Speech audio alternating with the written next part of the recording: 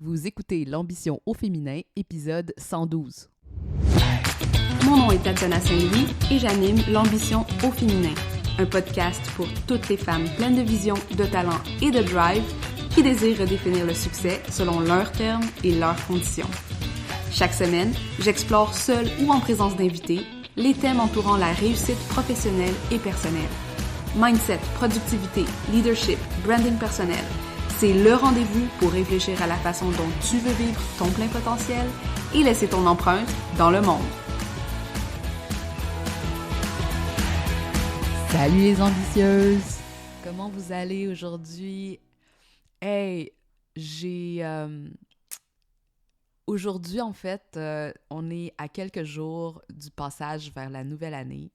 Je suis en semi-vacances parce que peut-être vous l'entendez à ma voix radiophonique, mais ici, on a eu droit à des virus de Noël.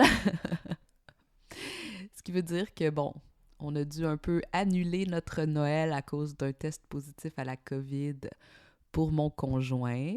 Et donc aussi, il n'y a pas de garderie non plus pendant ce retour de quelques jours avant les prochaines festivités. Je suis en train de juste expulser un peu la déception, dans le fond, de cette situation. Donc, mais je voulais juste, mentionner à quel point la raison pour laquelle j'ai eu envie de vous parler aujourd'hui, c'est que j'avais je réfléchissais à qu'est-ce que j'ai envie de laisser comme réflexion pour le passage vers la nouvelle année, puis je voyais les bilans de tout le monde, puis je me disais, est-ce que j'ai envie de faire un bilan cette année, puis de parler de toutes mes réussites, puis da. Puis même si je pense que la fin d'année, c'est toujours un bon moment pour se célébrer, puis célébrer nos accomplissements, je pense que cette année, j'avais un message encore plus important à passer, qui a aussi été extrêmement inspiré par une publication que j'ai lue ce matin, une publication d'Isaël Morin, où il nous souhaite ses vœux de bonne année, mais dans lequel il parle aussi de la fameuse crise anxiogène qu'on a tous vécue en ayant passé la pandémie. Et je vais juste vous lire quelques phrases de sa publication parce que j'ai été tellement... je trouvais qu'il était tellement juste dans ses propos et tellement... c'est tellement vrai, tellement actuel, tellement sensible aussi de voir la situation comme ça. Puis je voulais absolument partager aussi ma vision des choses avec vous par rapport à ça. Fait que je lis un petit peu cette publication d'Isaël. Je vous la mets naturellement dans les show notes si vous voulez aller la regarder par vous-même. Donc, après avoir vécu une crise anxiogène pendant 3 ans, on devrait faire comme si de rien n'était aujourd'hui. On a commencé l'année 2022 en confinement total. La police débarquait chez toi si tu fêtais le dernier jour de l'an avec tes proches. On faisait encore la file devant l'épicerie à moins 15 degrés dehors. Se rendre à la 25e vague semblait être l'objectif. Et tout ça après 2 ans à être confiné à la maison. On a continué de travailler comme si de rien n'était. Sans prendre plus ou moins de vacances, on s'est habitué à moins sortir, à moins voir de personnes, et quand on veut en voir, on réalise qu'on a perdu contact avec la moitié d'entre elles. Se voir en virtuel est devenu la nouvelle norme. Les nouveaux employés sont accueillis par Slack. Faire ses études pour devenir psychologue semble être plus facile que s'en trouver un. Et parfois, je songe à me prendre un prêt bancaire pour m'acheter des brocolis tellement le coût de la vie est rendu élevé. Et aujourd'hui, on se demande pourquoi on est fatigué. Je trouvais ça tellement juste, justement, parce que toute la deuxième moitié de l'année, j'ai l'impression, dans Aime ta marque, j'ai beaucoup commencé à vous parler de système nerveux, hein, de rapport au trauma, de se faire un safe space, hein, dans notre business, de trouver de la sécurité, puis à quel point c'est pas discuté beaucoup en entrepreneuriat. On parle beaucoup de croissance, on parle beaucoup de prendre action, de prendre des risques, de courage, de tout ça. Et je pense qu'il y a un grand aveuglement sur qu'est-ce que ça veut dire pour vrai le self-care, mais aussi de vivre à travers des périodes traumatiques, qu'elles soient collectives, comme celles qu'on a vécues, ou individuelles, pour plein de raisons, hein. Et l'impact que ça peut avoir, pas simplement sur notre santé et sur notre santé mentale, mais aussi sur tout ce qu'on va créer comme résultat autour de nous. Puis je pense qu'il y a une grande déconnexion entre cette conscience des traumas qui sont bien souvent relégués à l'inconscient, hein, qui sont bien souvent relégués à « Ah, on est sorti de la pandémie, tout va bien maintenant, on est retour à la normale », mais le corps a enregistré des choses, la psyché a enregistré des choses, et puis, veut pas, ce, entre guillemets, retour à la normalité a quelque chose d'extrêmement violent aussi sur les systèmes. Et là, je parle de systèmes parce que c'est des systèmes, encore une fois, qui sont sociaux, des systèmes qui sont individuels, des systèmes au sein de nos entreprises, des systèmes familiaux. Tu sais, le stress qu'on a vécu dans les dernières années, on ne peut pas l'enlever de l'équation.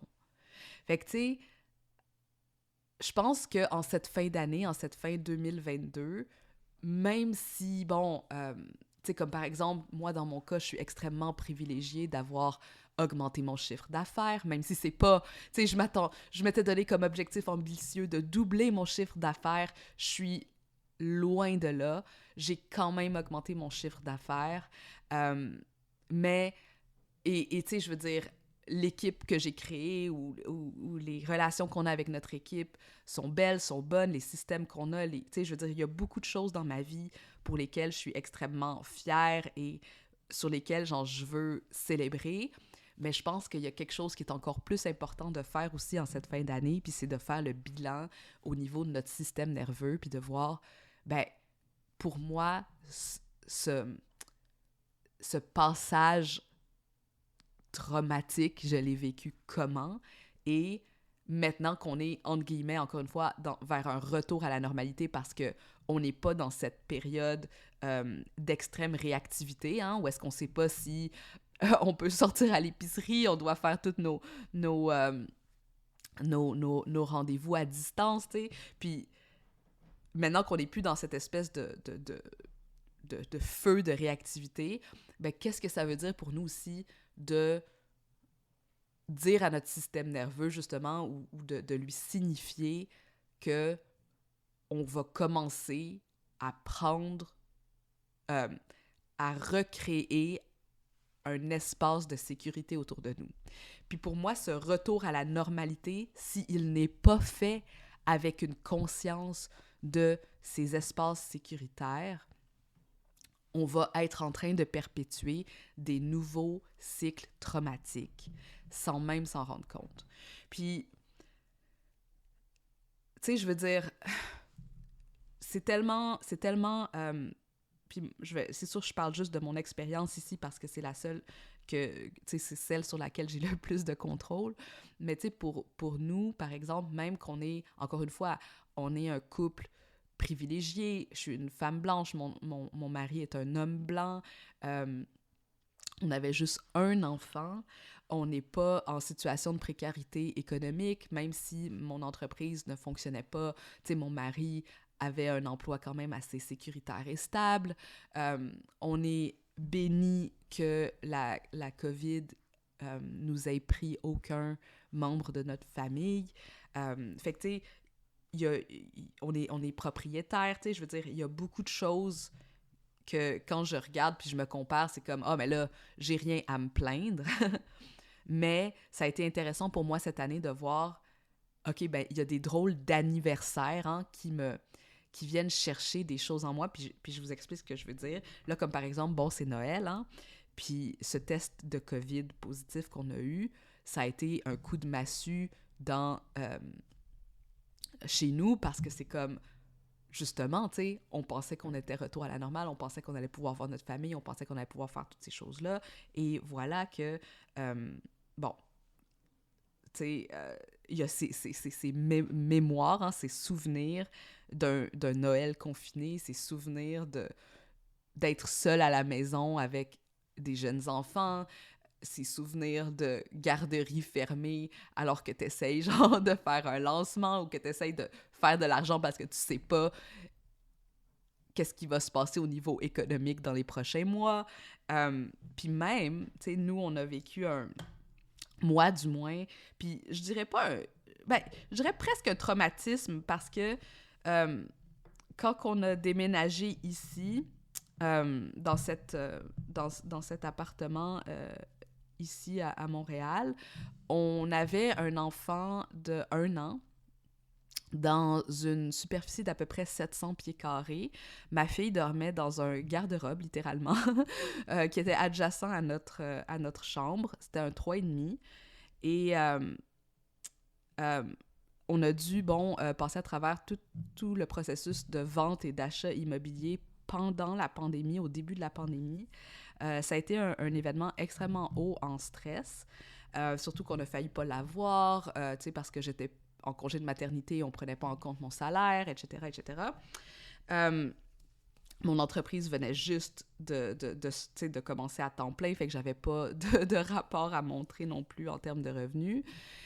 Et veux pas, tu sais, je veux dire, on a déménagé ici le 16 décembre en plein hiver avec personne pour nous aider. Et puis, ça m'a pris à peu près 2 ans d'accepter de simplement peindre les murs de ma maison, décorer ma chambre, tu sais, m'occuper de cet espace dans lequel je vivais parce que pour moi, j'étais en déni total que j'avais des besoins ou que j'étais comme en guerre avec en guerre psychologique avec cet appartement. Là, vous écoutez ça puis vous dites, mais voyons donc, Tatiana, c'est comme... parle d'un problème de tu sais, first world problem, tu sais. Puis oui, c'est vrai, c'est un first world problem, mais c'est pas parce que c'est un first world problem que mon système nerveux a pas été activé à travers ça, puis que aujourd'hui, j'ai pas des flashbacks ou j'ai pas des moments où est-ce que je me dis « Ah, mais là, si je dois déménager encore, ou si, genre, pour raison X, la famille s'agrandit ou des choses comme ça, je dois revivre ça. » Tu sais, cette peur-là est encore présente en moi et va me faire agir dans d'autres sphères de ma vie, comme par exemple, au niveau de ma business, au niveau de l'argent que je pense que je dois faire, tu sais, en réaction à cette peur que j'essaye d'éviter, de dire comme je veux pas revivre ça. Fait que, tu sais, ça, je vous donne un exemple super personnel, puis encore une fois, j'ai des exemples plus personnels, mais c'est celui que j'étais comme à l'aise de vous partager aussi.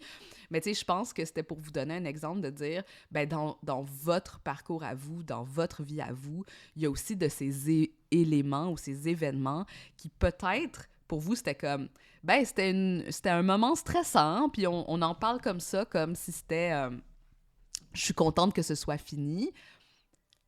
Mais de juste être conscient de quelle trace ça a laissé en vous, puis de voir comme, ah, OK, genre, cette chose-là, cet événement-là, ce stress pour lequel je n'étais pas préparée, ou cet événement, tu sais, des fois, ça va être des deuils, des fois, ça va être des pertes d'emploi, des fois, ça va être... justement, des employés qui quittent ou des choses comme ça, tu sais, des partenariats qui se terminent, même des mariages ou des relations qui se terminent ou tu sais, de l'arrivée d'un enfant qui n'était pas prévu à ce moment-là, tu sais, ces stress-là de la vie qui, en général, quand on est, dans une situation relativement sécure, on est capable de gérer ce stress, surtout qu'on n'a pas 1 million de stress en même temps, ils ont laissé des traces. Puis ces traces-là sont différentes pour tout le monde. Puis il n'y a pas de jugement à avoir sur les traces que ça a laissées. Puis je pense que justement, quand on fait le bilan de fin d'année, de dire « Oui, j'ai accompli beaucoup en termes de... » ou oui, j'ai accompli des choses, en termes de ce que traditionnellement on pourrait voir, hein, comme par exemple, voici mon chiffre d'affaires, voici le nombre de publications que j'ai fait, voici je me suis fait inviter, toutes les choses qu'on aime célébrer. Mais aussi, de voir qu'est-ce que j'ai traversé et qui nécessite un peu plus de conscientisation pour pas que ce soit relégué simplement à un inconscient qui pourrait se transformer en réaction traumatique. Fait que, tu sais, on s'entend, hein, les parents, on a eu énormément de stress. Puis moi, j'ai juste un enfant, tu sais, des parents avec de multiples enfants qui vivent avec le stress constant, encore une fois. Puis ça, je pense que c'est quelque chose qui n'a pas été beaucoup ébruité, hein? On en a parlé un peu pendant la pandémie, mais le véritable stress de devoir avoir tes enfants à la maison, puis d'être comme... on espère que tu vas, genre... travailler comme si de rien n'était, hein?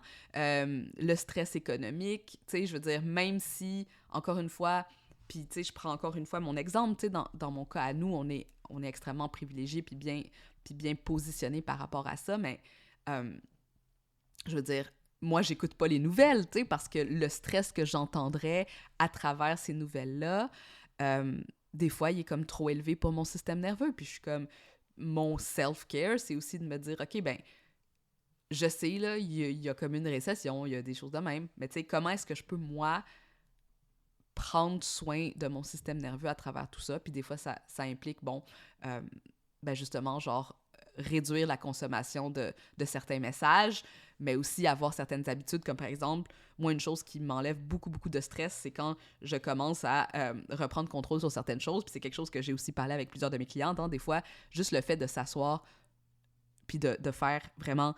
rentrer vos dépenses, regarde l'argent qui est rentré, puis de juste, avec cette connaissance-là de ce qui rentre, puis ce qui sort, puis de faire l'inventaire un peu de tout ce qu'on possède en termes d'actifs. Tu sais, des fois, ça, moi, personnellement, puis je pense que pour certaines personnes, ça permet de faire réduire aussi un certain stress par rapport à, tu sais, comme, OK, là, maintenant, je suis en sécurité. OK, là, maintenant, je peux, genre, tu sais, je suis pas en train, genre, je suis pas à risque de perdre ma maison. OK, là, maintenant, genre, tu sais, comme j'ai X, Y, Z qui sont des coussins que je pourrais utiliser. OK, genre, peut-être que, genre, je veux envoyer quelques CV juste pour, genre, me rafraîchir un peu mes skills d'entrevue, faire une couple d'entrevues, tu sais, peut-être même si je les refuse, ces emplois-là, mais juste pour me sécuriser que si j'ai besoin d'aller chercher un revenu supplémentaire avec un emploi à temps partiel ou un emploi à temps plein alors que je travaille sur mon entreprise à temps partiel, ben c'est correct. T'sais, c'est correct parce que ça fait partie de comment moi je décide de naviguer à travers tout ça. Fait que on a opéré pendant 2 ans sous l'adrénaline, puis comme je vous ai dit tantôt, hein, des fois ça va se manifester au sein de l'entreprise à travers certaines choses. Puis là, je vous donne un autre exemple. Puis, tu sais, je trouve ça drôle parce que je vous fais ce podcast-là, mais...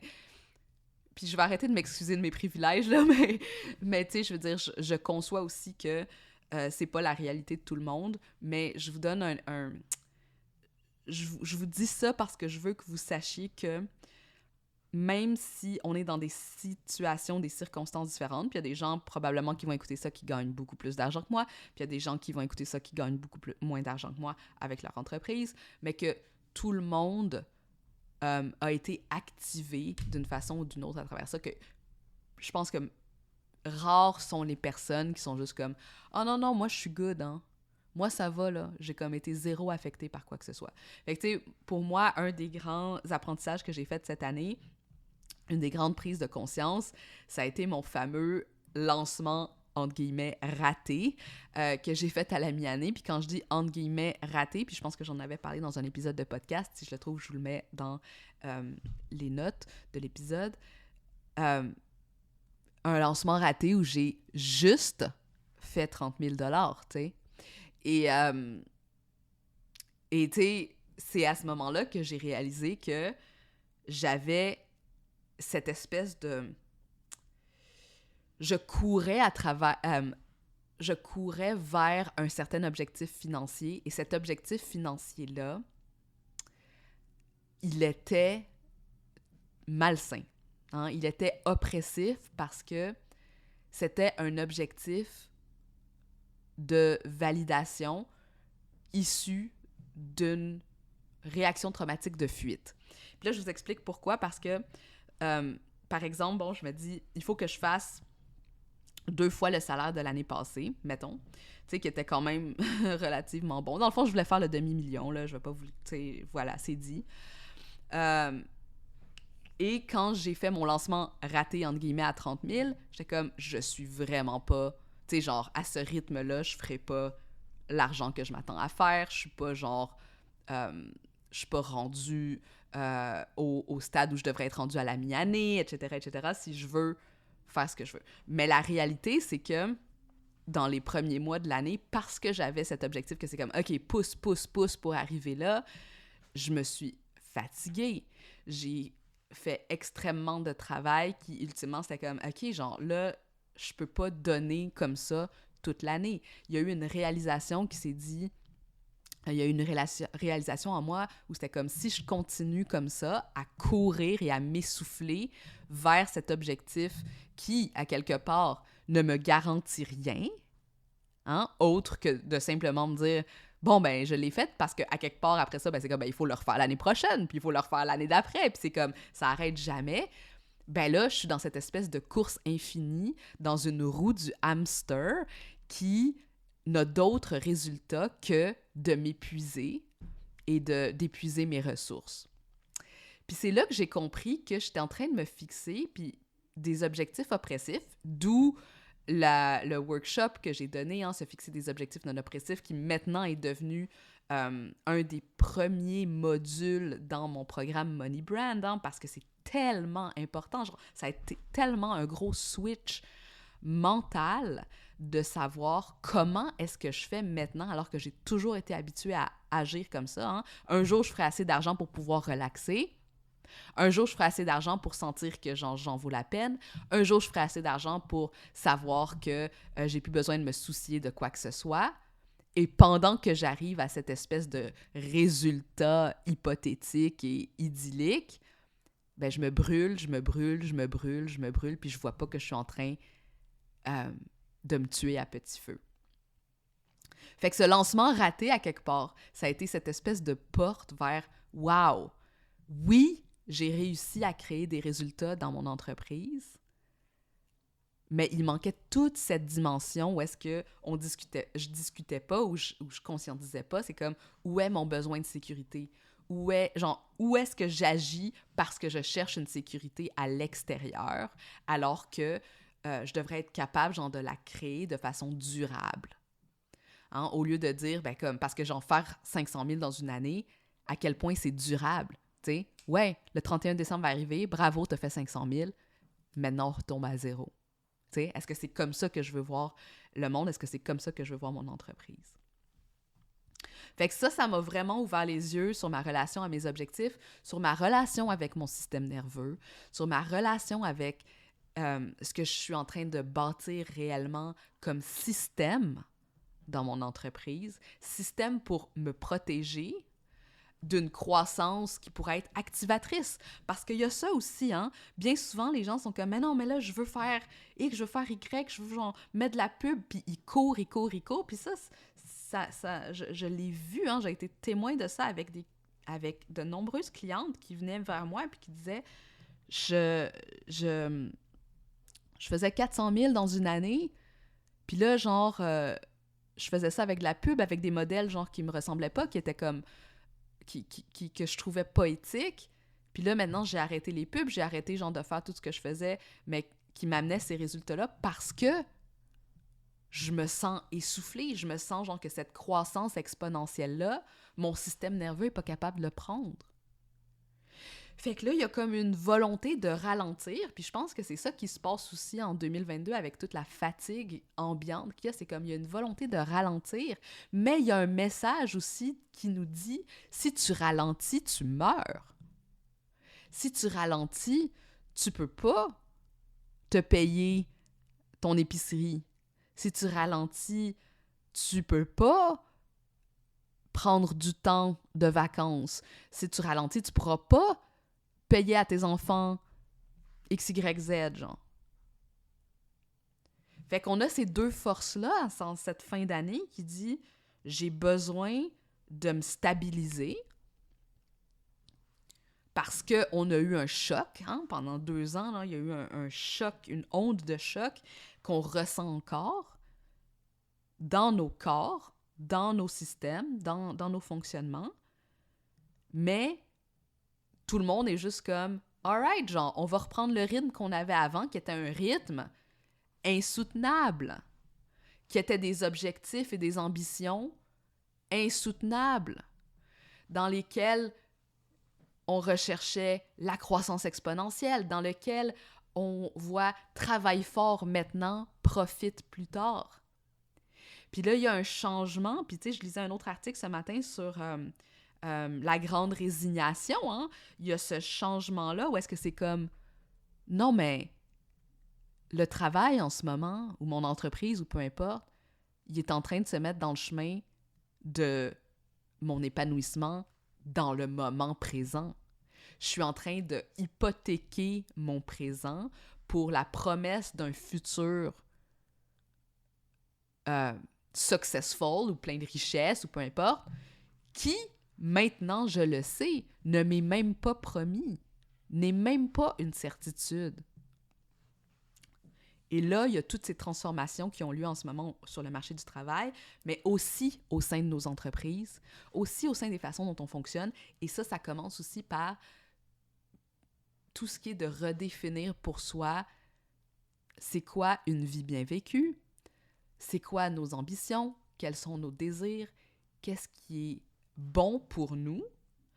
Puis ça veut pas dire que ce qui est bon, c'est nécessairement juste, je veux juste travailler 3 heures par semaine, puis me lever les pieds, puis genre, je ferai genre exactement le minimum que j'ai besoin pour vivre. C'est pas nécessairement ça, parce qu'on a tous des seuils de sécurité différents, tu sais. On a tous aussi des besoins d'épanouissement différents. Puis je pense que là, maintenant, tu sais, c'est toujours aussi important, puis c'est quelque chose que j'ai toujours encouragé mes clients à faire à travers mes programmes, mais ma philosophie aussi, c'est de dire comme, OK, est-ce qu'on peut juste prendre le temps, là, maintenant, aujourd'hui, pour dire, est-ce que mes ambitions aujourd'hui, tu sais, elles sont en accordance avec qui je suis là maintenant, mais aussi, est-ce qu'elles se basent dans des systèmes oppressifs dans lesquels je prends même pas en compte mon système nerveux, je prends même pas en compte aussi la réalité de ce que j'ai traversé dans les dernières années ou dans les derniers mois. Puis tu sais, là, on parle de la pandémie, mais on s'entend, hein, je vous l'ai dit au début, genre, c'est comme, on est tous des individus qui avons vécu avec notre lot de traumas, hein, qui avons vécu avec nos expériences traumatiques sous plusieurs formes. Et prendre, tu sais, comme make stock, comme on dit en anglais, de tout ça, ça fait partie de créer une business épanouissante. Parce qu'on est en partenariat avec soi-même, on est en partenariat avec notre système nerveux. Fait que, qu'est-ce que ça veut dire pour nos objectifs, pour notre croissance, pour notre ambition? Premièrement, je pense que c'est important qu'on mentionne que c'est OK de vouloir un retour à la sécurité. Hein? C'est OK de vouloir un retour à la sécurité, spécialement du système nerveux. Puis, si vous en avez l'opportunité, tu sais, encore une fois, c'est de voir, qu'est-ce qui va procurer cette sécurité à mon système nerveux, notamment, genre, au niveau financier, mais aussi au niveau, genre, du repos dont j'ai besoin, au niveau du nombre de contacts, avec la façon dont je veux travailler avec mes clients, tu sais, avec les clients que j'accepte aussi, hein. J'en parlais dans faire de sa business un safe space, le challenge que j'ai donné il y a quelques semaines pour clore l'année. Puis c'est comme accepter des clients juste parce qu'on a besoin d'argent, mais des clients qui nous respectent pas ou qui payent pas à temps ou qu'on doit toujours courir après ou on a peur genre de leur donner des commentaires ou qui respectent pas nos limites ou des choses comme ça, on se met dans des situations non sécuritaires, tu sais. Fait que c'est toujours de voir aussi où est-ce que je ne m'autorise pas à la sécurité. Puis c'est OK de vouloir un retour à la sécurité, même si ça implique, OK, tu sais quoi, genre, cette année, je me fixe pas d'objectif de revenu ou je me fixe l'objectif de revenu que j'avais l'année passée. Je ne vise pas aucune croissance de revenus. Je vise juste, genre, de comme, par exemple, prendre soin de mon système nerveux. Maintenant, ceci dit, je pense que c'est aussi important de conscientiser que quand on a vécu des traumatismes, c'est OK de vouloir le retour à la sécurité, mais aussi d'être très, tu sais, d'opérer ce ralentissement, si c'est ça qu'on désire, à partir d'un lieu de conscience et non de peur. Tu sais, puis des fois, les gens sont comme, OK, mais non, mais je peux pas vouloir plus que ce que j'ai maintenant parce que ça va me stresser trop, puis des choses comme ça. OK, c'est bon de l'avoir conscientisé, Mais là, on veut pas juste protéger ou du moins bloquer le flux de croissance, hein, parce qu'il y a une croissance qui est naturelle, organique, durable et qui peut s'opérer de façon très organique, c'est ça. Mais bloquer cette croissance parce qu'on a peur, c'est aussi détrimentiel parce que là, on est dans ce cycle traumatique qui nous empêche d'avancer. Fait que, tu sais, comment est-ce qu'on peut créer de la sécurité pour qu'on puisse activer une croissance qui est même peut-être plus lente que ce que les autres imaginent, ou tu sais, c'est pas les espèces de licornes ou la croissance exponentielle dont tout le monde parle. Parce qu'on sait que dans cette croissance, même si elle est modeste, elle est soutenable. Et notre système nerveux n'est pas suractivé. Oui, il va être un peu activé parce que tout ce qui est croissance active le système nerveux. Mais c'est dans un cadre qu'on est capable de soutenir. Être capable de ne pas avoir un influx supplémentaire de stress, entre guillemets, qui est mis sur les systèmes de notre business pendant qu'on fait tout ça. Puis enfin, je pense que cette fin d'année, puis cette prise de conscience-là aussi, c'est une opportunité pour nous de resolidifier la confiance dans notre résilience, dans notre intelligence, dans nos systèmes. Puis ici, je parle d'intelligence d'affaires, mais je parle aussi de notre expertise, de notre intelligence à savoir quand on prend les bonnes décisions pour soi. Puis ça, c'est un skill. Puis tu sais, de plus en plus, moi, je réalise que dans le fond, tu sais, je commençais à parler de Money Brand comme un programme de savoir-être entrepreneurial, mais de plus en plus, je réalise que ma force, puis ce qu'on bâtit vraiment au sein du programme, c'est de connecter avec notre intelligence individuelle, hein, et qui nous amène à savoir quand prendre les bonnes décisions, quand... tu sais, c'est vraiment cette intelligence qui fait de nous des leaders. Puis tu sais, tout le monde, selon moi, est intelligent. Tout le monde a une intelligence d'affaires. Tout le monde a une intelligence qui est à la fois intuition et raison. Et je pense qu'une fin d'année ou un moment de bilan comme ça, c'est cette opportunité de resolidifier cette confiance dans dans la résilience de nos systèmes, donc comment ils vont réagir à différents stress et différents changements, et comment on peut avoir davantage confiance dans ce qu'on a mis en place déjà pour se protéger, pour créer de la sécurité. Puis, je pense pas qu'il y a beaucoup de gens qui réalisent à quel point c'est important, parce que toute la conversation est toujours au niveau de la croissance ou simplement au niveau de la survie. Puis, soit t'es dans le mode survie, dans le sens « fais ton premier 100 000, nanani nanana », ou t'es en mode croissance, genre, tu sais, comme « fais des revenus exponentiels ». Mais moi, ce qui m'intéresse, c'est comment est-ce qu'on stabilise les systèmes de façon durable pour amener vers la croissance, une croissance qui va être beaucoup plus naturelle et organique. Puis organique, c'est pas juste parce que j'utilise pas de pub, là. C'est organique parce que ça suit les rythmes personnels de chaque business, de chaque individu, de chaque entrepreneur, mais c'est aussi soutenable sur le long terme. Fait que c'était pas un épisode bilan, c'était pas un épisode pour flasher mes chiffres ou pour vous donner mes grands apprentissages, même si je pense que c'est probablement une grande... ce dont je vous ai parlé aujourd'hui, c'est vraiment un grand changement dans mon mindset de comment je veux aider aussi mes clients ou les gens qui rentrent dans mon univers aussi à réfléchir à leur entreprise et à les créer comme des espèces de partenariats avec leur vie, avec eux-mêmes, avec leurs rêves.